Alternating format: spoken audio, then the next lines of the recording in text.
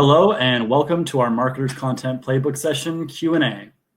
In his Content Playbook session, the Senior Director of Content and Marketing at Marketing Sherpa at MechLabs Institute, Daniel Burstein, shared the MechLabs Conversion Sequence Heuristic, a patented framework to increase conversion based on more than 20 years of marketing experimentation, and how to use this repeatable methodology to improve one's social media and marketing results. Daniel, thank you for all the time you put into your presentation. Let's start by having you give a short recap, and then we can open up the floor to questions. Absolutely. Yeah. First of all, I just want to say thanks for having me. Like I was saying, I think it's super impressive. Over 100 speakers in 3 days. I mean, these are the types of things the marketing community needs. We can't get together like we used to be able to get together, unfortunately. So let's at least get together over whatever the heck this is, online thing we can do. But yeah, so my presentation, we talked about how to increase conversion using social media marketing, and it was based on the patented MechLabs conversion heuristic, which was developed by and patented by Flint McLaughlin, who's the founder of MechLabs Institute.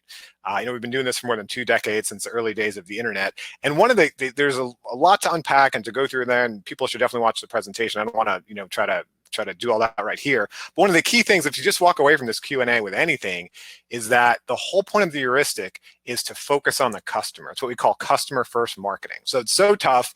I used to be able to say we're sitting here in our offices and just staring at our offices and our cubicles and all this stuff, and the customer's out there doing something very different. It's a little weird now. Now we're all in our houses, so we might be more like the customer. But in general, we're working on our products 40, 60, 80 hours a week, whatever it is, totally focused on our products. In general, as human beings, we're totally focused on ourselves. It's just how we are. It's who we are. But the customer, they don't care about us. They don't care about our products. So you need some sort of methodology. You need a tool. You need a way of looking at the world to put yourself in the customer's shoes. And that's where you're going to find the most success. And that's something I tried to walk through in the prepresentation step by step. And that's something we use the heuristic for. So really just encourage you to think, yeah, we're here. We're spending these 3 days together. We're focused on, the marketer's content playbook and all this content, but customers are not this focus on the content we're putting out, on our marketing, our products, are focused on themselves. So how can we do that? How can we break these walls down and focus more on the customer?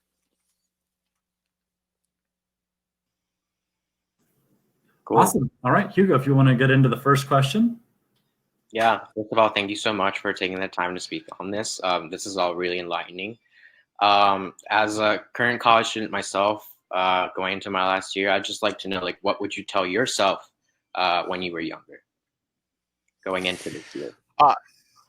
Yeah, that's a great question. Well, I think maybe on just probably 2 levels I'll answer on. One, the main level, going into the field, like you said, is you just have to communicate value all the time and go to what I said before, understand the customer on the other end, because the customer isn't always an end customer. Sometimes the customer is a business owner or your future manager, or someone's trying to hire you. And I see many times, we'd hired a lot in the past, and we'd get a lot of college students straight out of college. And, not to be critical, but so many of them just kind of have this feeling of okay, I completed college, here you go. Here's my resume, I'm here, I'm ready to be hired. And they said that they could do marketing or writing or communications, but they never exemplified it in the interactions we had. So just like with your customers, you can say, hey, we're the best product, we've got the best service and all this stuff. But if your interactions with that company don't show that, and that's, kind of what we're talking about in the social media presentation too, right? Customers are not going to believe it. There's so many companies I've worked with where the owners or whoever were talking about how great they were. You've got to show it. And so as a student, if you're looking out there for your first job, first of all, I'm so sorry for you right now. I did not need to enter the world in an economy that's hard. But second, you've really got to look at, how can I demonstrate my value? What marketing campaign can I do for myself? Nothing cheesy, but just to show I understand you on the other side. I understand your wants and needs, and I can communicate that value.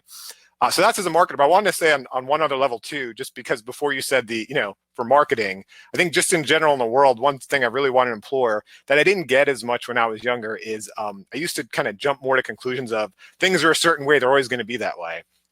And I think what we're living through now, just a good reminder of, they're tough today and the COVID counts or whatever, but things are going to change. They always change. There's no normal. We're not going to go back to any specific normal.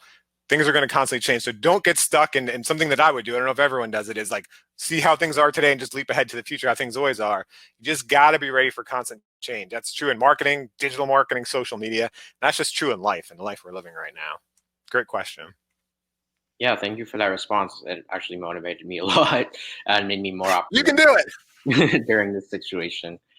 My Yeah. next question would probably be, in your presentation, you talked about anxiety specifically and how that plays out in the heuristic conversion formula. How do you think reducing anxiety would look different during and or after COVID-19 for consumers? Yeah, that's a great question. When you look at the different factors in the conversion heuristic, and again, you can kind of watch the presentation, see all those factors. I mean, the one top of mind for everyone right now is anxiety, right? How do you reduce that anxiety? So I think there's probably two levels you want to operate on.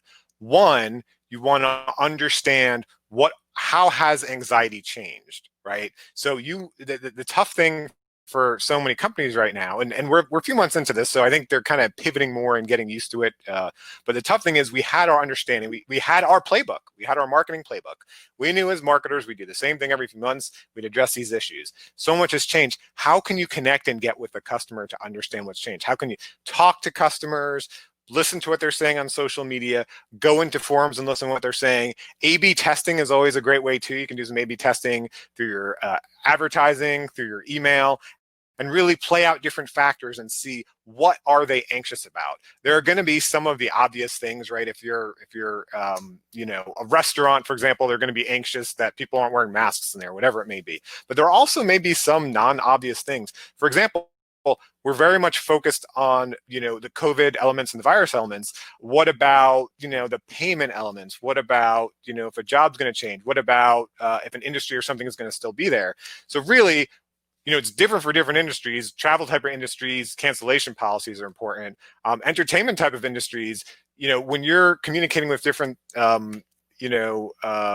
partners and stuff in your industry, just understanding that there's a backup plan, right? So if you're planning to launch that movie in 3 months on screens, or you're planning to launch an event in 3 months or 6 months or 12 months, that's great, but have two plans because that can help reduce anxiety. Okay. In a world where we don't have to have so much social distancing, we're planning on doing this because this is probably the more profitable thing.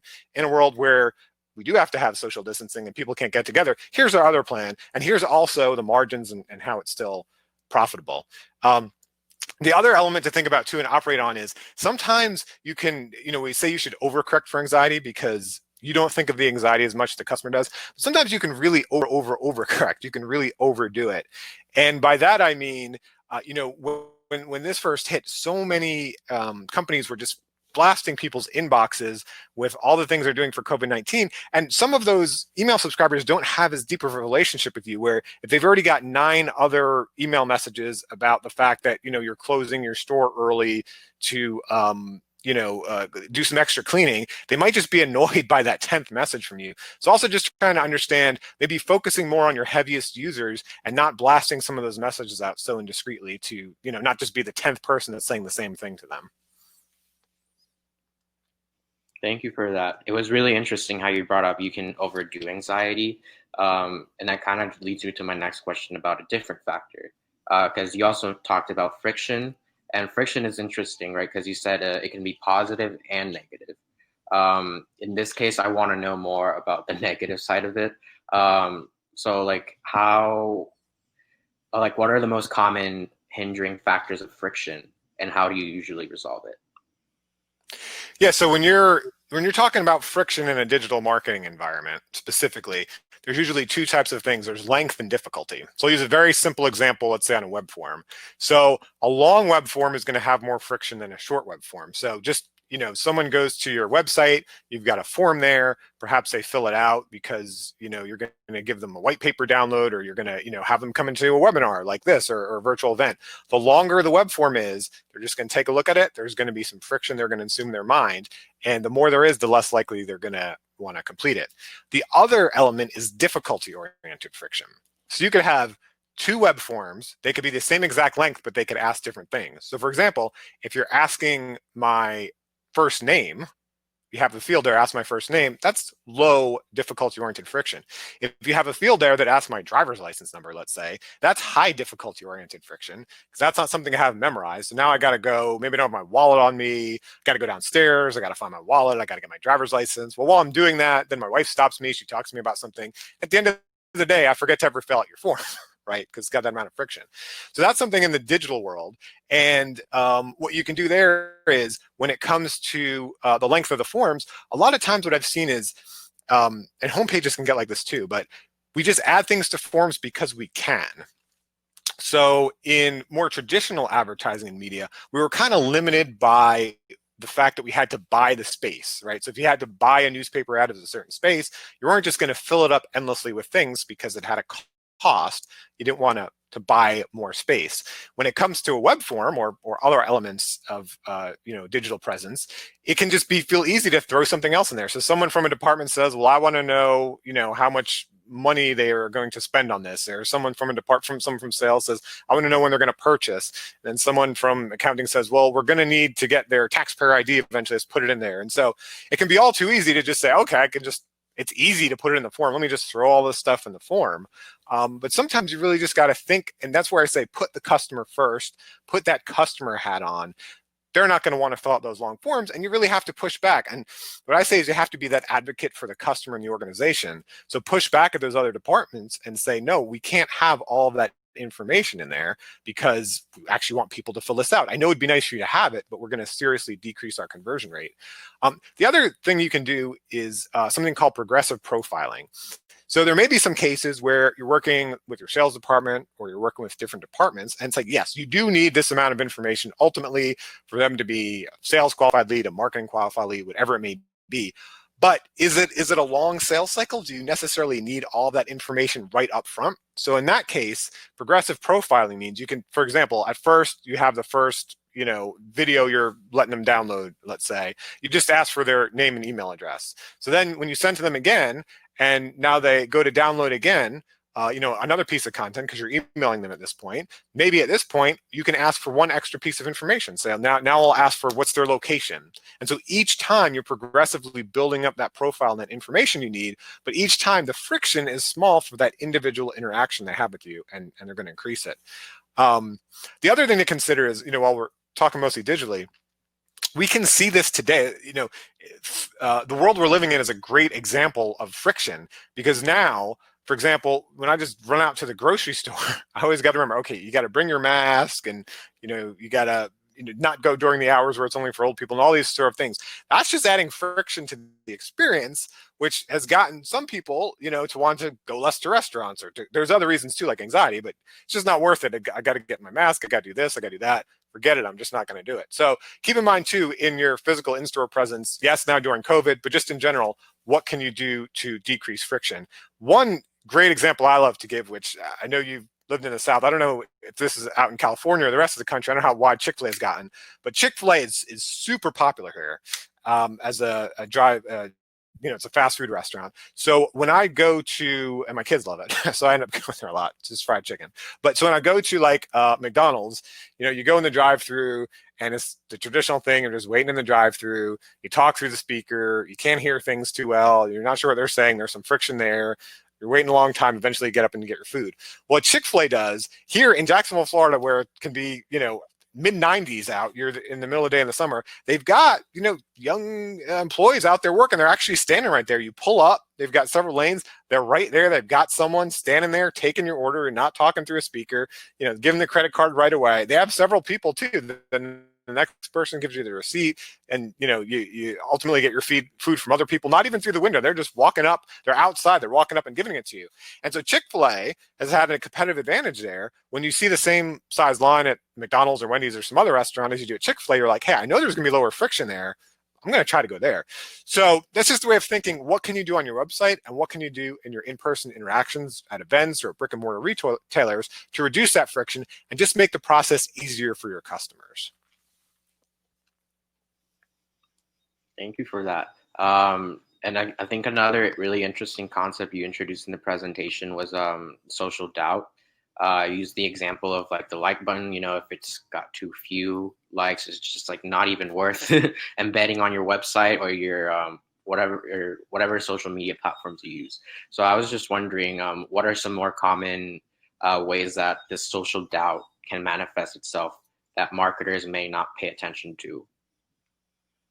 Yeah, that's a great question. So everyone's clear on the terminology. So social proof is a well-known phenomenon that Dr. Robert Cialdini is known for explaining. And basically it means, we humans, we're kind of pack animals at the end of the day. When we see other people do things, kind of like keeping up with the Joneses, if we see other people do things, we're more likely to do them as well. Looking around now, for example, at the times of, COVID-19, hey, should I go on a vacation? Should I not? You see on Facebook or you talk to friends, they're going on vacations. Maybe it's okay to go on a vacation. So I was saying, well, if social proof exists, the opposite of that must exist too. And I would call that social doubt. And so to me, social doubt is when what you see other people do, it's not always positive, what you see other people do gets you less likely to do something. So the example that was brought up from the presentation is sometimes you go to a website and you'll see, there's a like button and there's 0 likes there, which means that whoever posted it didn't even like it, or there's only 1 like. So, you like it, but you don't have any friends.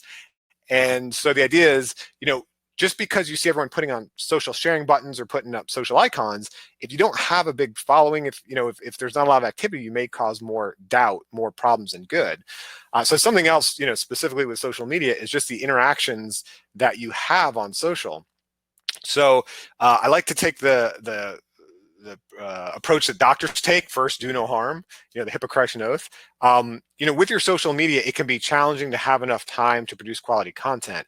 It's probably better to produce less quality content than putting things out, it may seem obvious, but companies do this all the time, that's super low quality, that's controversial, that's it really has nothing to do with your industry or your customers. Basically, when you're looking at how to distribute on social media, don't just look at getting a certain volume out there. Don't just look at the content you make. Look at things that you could do that could detract from the experience. You don't want people to go, they're in the buying phase or on your website, they just click over to your Facebook or your Twitter account, and the latest post you did was something that is super offensive to them. So an example I'll give, not social media specific, but it was such a big and good example from a few years ago, is that Scope ran this survey about the most kissable celebrities, which is great. It's viral, whatever, right? But they also ran this survey of the least kissable celebrities, which sounds viral and clever. The only problem is Rosie O'Donnell was listed as the #1 least kissable celebrity. Well, Rosie O'Donnell also at the time had a pretty big TV show. So what they were doing was creating some social doubt because they made this big enemy in Rosie O'Donnell. So every day she would say nope to Scope, and she would have Listerine, and every guest that came on, they would, swig some Listerine together and say how great that Listerine was. So this is kind of some of those unforced errors, as companies and as brands and, as influencers on social media, we're always going to have some of those things that, happen to us that we can't control. Something goes bad. Someone finds something in a burger at your restaurant. That's unfortunate, and you got to have to deal with that. But kind of try to stay away from those unforced errors, and don't just look at the social proof it'll build, but also look at the possible social doubt. The way you're going to have customers just have that 1 or 2 experiences that may be the only touch points they have with your Facebook post or your tweet, and it's a negative one and it can detract from them. You want to be really careful for that. Thank you. My next question is more about MedCloud itself and maybe the role you've had in it, because you said you started working with the rest of them 2 decades ago, right? I guess. So yeah, go on.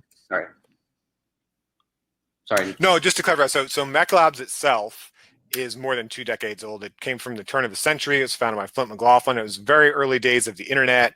We also have Marketing Sherpa and Marketing Experiments, which we were publishing on at the time. So this is the early days of internet and digital marketing. Myself, I've been there 11 years. So I've been there since 2009, but I haven't been there since the founding of the company. Okay, understood. But from what you saw from the development of the conversion heuristic, what do you think stood out most in the process of it, and what was the biggest challenge for you or for Mech Labs in general? So going back, to give some clarity on the conversion heuristic, this was developed and patented by Flint McLaughlin, who's the founder. So I personally myself didn't develop it, and I wasn't involved in that. I'm involved in teaching it now that we've learned it. But going back from some of those discussions, the biggest challenge and why this all came about was if you look in other industries, there are specific methodologies to help increase the possibility or the probability of success. So if you look at, manufacturing, there's things like TQM, or there's things like Six Sigma, and there's these specific things that when they go through, I like to use this analogy, they manufacture Johnson & Johnson Vistakon is headquartered right across the street from me, and they manufacture contact lenses there. So when they go in to manufacture the contact lenses, it's not like Bob comes in one day and manufactures them one day, and Mary comes in another day and manufactures them a different way. They have a very specific methodology. They know how they're going to make them. They know how they're going to go through that. However, I'll say for me, in my career in marketing and my career in advertising, a lot of marketing and advertising success came from just whether, you got a golden gut or you don't have a golden gut. One writer, one account executive, one marketer would do things one way, one would do it another way.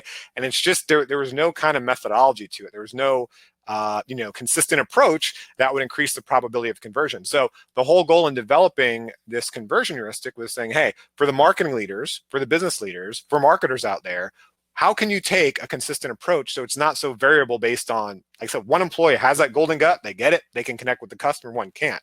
And so the whole idea behind it was setting some of those factors. So every time you go through, you can take a look. Every time you go through creating a campaign, creating a website, you can take a look and say, hey, am I addressing these factors? And so a few months ago, January, when we were actually able to travel the world and see people and talk to them in person, we went and we did a training up at a big bank in Toronto, about 200 marketers. They had their own auditorium in there. And, they've been with us for, I think, a decade ago is when, our organization first taught there. And the marketing leader said, hey, I still have this heuristic up in my cubicle, and I have my team have it up in my cubicle because we need that reminder. We need to put that customer first, and we need to think through the different elements and the different factors. Now, the difficult thing, getting back to your question, I'll get back to your question of what was the difficulty? How was it developed? Well, how do you categorize, what makes up human behavior? Because that's the probability of conversion. And that's where what our organization has done, for many years is engage in direct research with real companies who have real customers, and through a lot of A/B testing, online A/B testing, and we've created an entire library of that. And through that, these different patterns start to develop. So this is the same thing that, companies and brands should be doing themselves too with their own customers, is engage in that real A/B testing. Look at the real behavior. This isn't just asking customers' opinions. This is looking at, okay, in a real world situation, if they have, they're going through a purchase decision, what factors that you change influence the probability of conversion. So that's something we did at a macro level, and that's where the heuristic comes from.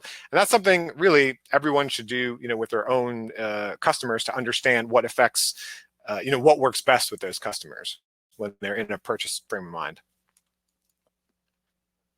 Perfect. Thank you so much. And since I know you already talked, or at least touched on like how to better develop those skills, like you mentioned in your own experience with Mech Labs. I guess just a more in general question for people who are interested. Let's say you're about to hire somebody for Mech Labs right now. What do you think prospective marketers who want to get more into research and analytics, what can they do right now to kind of strengthen their skills and make them not only a better, like more competitive marketer, but also just a better marketer in general?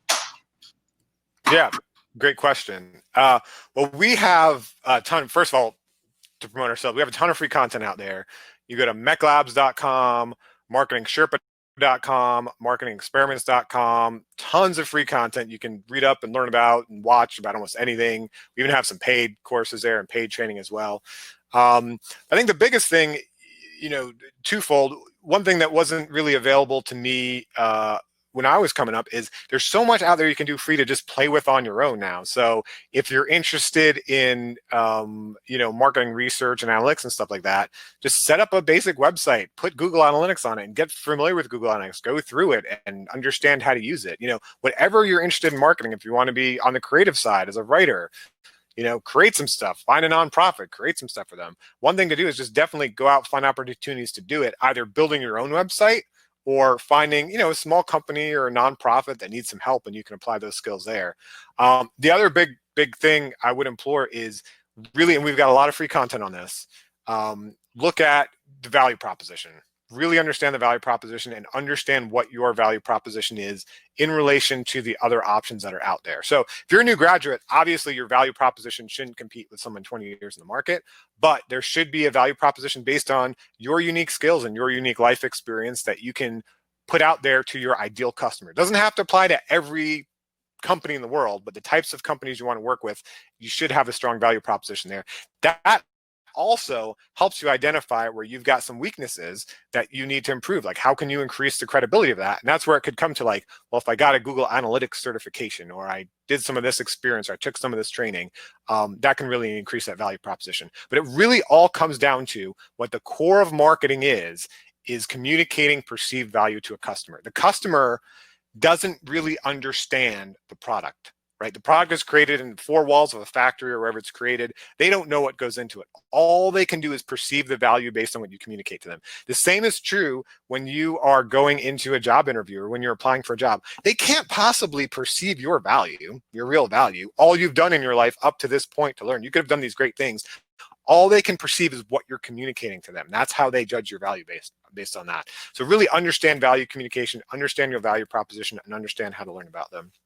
And there's one last thing I'll mention, kind of a fun interactive thing we're doing right now is we've got a TV show called The Marketer's Philosopher Become a Force for the Good, where we're actually working with this unique nonprofit that sells through e-commerce, and we're helping them improve their e-commerce sales. So the nonprofit's called 10 by 3.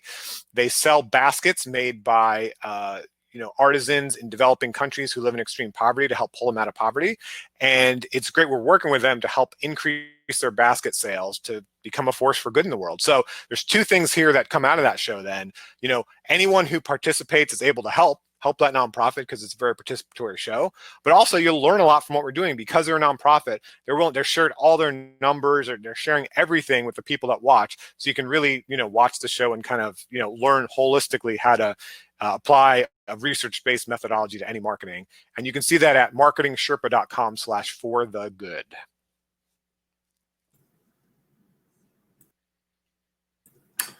Awesome. Well, thank you so much for your time today. I believe that's just about our full 30 minutes, but we really appreciate everything you came to talk about with us this afternoon.